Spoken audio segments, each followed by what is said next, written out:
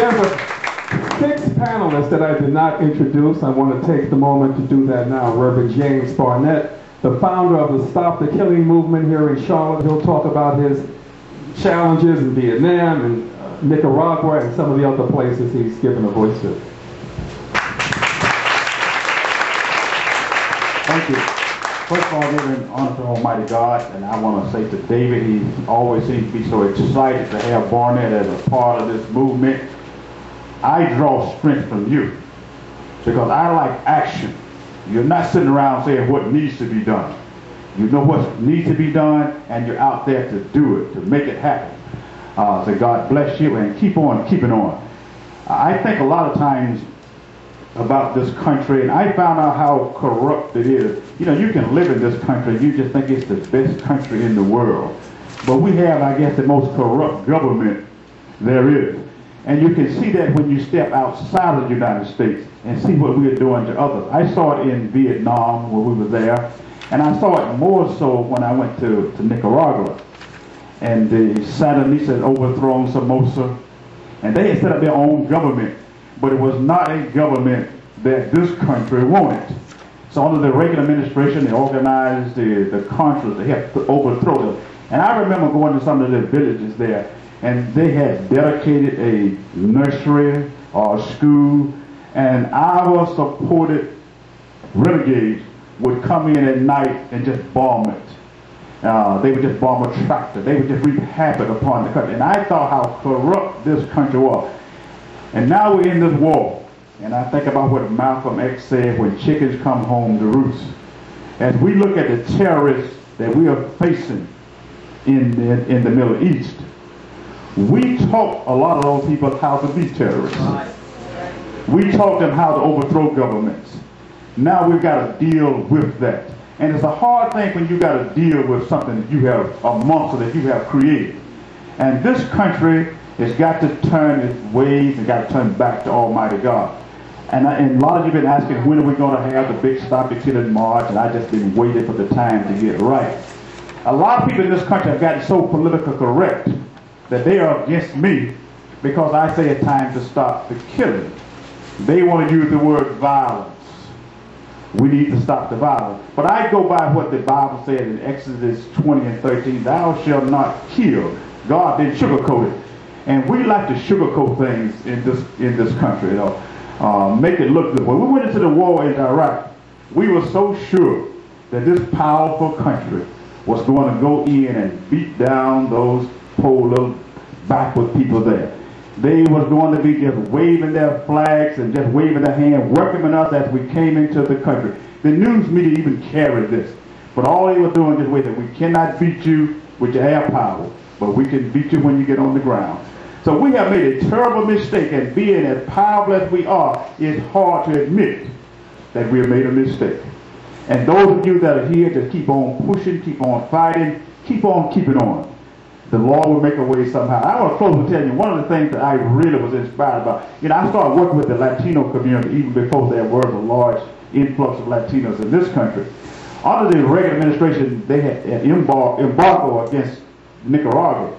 So we got together with the veterans of different wars, and we were going to drive to Nicaragua. We were going to take vehicles down there, and we were going to just say to the Reagan administration, we are citizens, you can't stop us, we're standing for what's right. And they stopped us at the border. But there were those Latinos who got together, and they blocked the international bridge. They said they can't come in and nothing going out. And goosebumps just raised on me. I said, now we have that type of power. We have lost the ability to organize. We have gotten so comfortable that we don't know how to organize. The grassroots don't know how to get together anymore. But our Latino brothers and sisters know how to organize. They know how to come together, how to work together, and that's what we have to do. But don't give up. Hope is on the way. You know, a lie can only stand for so long. And we told them in the beginning that it was wrong to go into this war. But Bush had the people behind it. Because this powerful country is always right. But now they begin to see that he's wrong, but to take that stand and say he's wrong, it takes a powerful person. So keep on keeping on and don't give up. And so David, anytime you call me, it's a pleasure for me to come because I draw from your strength to see you taking a stand. So Keep on standing. I'm going to be standing right with you. Impeach Bush and Cheney. Do it right away. Thank you. Thank you, James. You've heard from all of our panelists in one capacity or another. There must be some questions out there. We're going to go right to questions and answers. So that's what we came here for. A town hall meeting, and you're the town, and we're meeting, so this is it. How am I going to...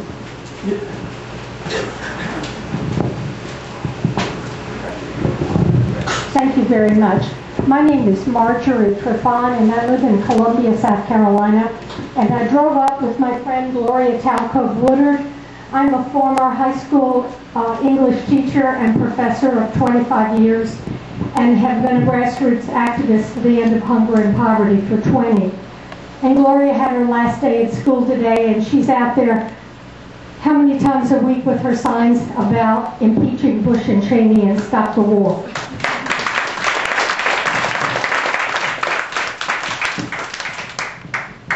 Until we end poverty, we're never going to have peace. And I'm torn every day about what to fight for. That's my speech. My question is, coming from the benighted state of South Carolina, with the worst representation in Congress, with the possible exception of Spratt sometimes and Clyburn sometimes, does this panel have any plan to come and organize in South Carolina, or have you written us off because we're so far down we don't know if we can even be helped? Any plans to do anything in South Carolina? Ladies, gentlemen? I think we're all going to say yes to that one. You know, this is about poverty and hunger, as well as, you know, the city of Charlotte, North Carolina, the people alone have spent $938 million on the occupation of Iraq, which would pay for 45,503 college scholarships. Right? And you can look up any town or state or county at costofwar.com and make these comparisons, and it's incredible, just that. And that doesn't count the cost of sending people overseas and bringing them back and so on. PDA is certainly trying to organize in South Carolina. Democrats.com is trying to after Downing Street. There are lots of great activists we're in touch with in South Carolina. I'm one of them. You're one of them, I know. I'm one of your lists. I'm glad to hear it. And you know, this standing on a corner in a town where you think nothing's happening, it makes a big difference. You know, there are now 90 towns and cities, at least 90, probably a dozen I don't know about, that have passed resolutions demanding impeachment. A few of them in North Carolina, not enough, but a few of them. And it makes a huge difference. It impacts Congress members. And so going out there and doing the petitions and adding the signatures to a national list, like on After Downing Street, and taking them to your local government and demanding resolutions makes a huge difference. And anything we can do to help in South Carolina, let us know. Anyone else want to chime in on that? Briefly, the NAACP National Convention is in July in about 6 weeks. And Reverend Barber and the president of the South Carolina NAACP are very close friends. We will be going to Detroit, where we're going to give the national award to John Conyers, whose wife just passed the resolution. And we will be raising impeach Bush and Cheney in the National Convention. If that resolution passed, then that will be the official position of the NAACP. And that will mean that all the people in the NAACP in South Carolina, which has a very, very active state conference, I don't know of the local branches, I don't know enough about the local branches, will be committed to impeachment. So you will have, I think there's about 10,000 members in the NAACP in South Carolina. You know,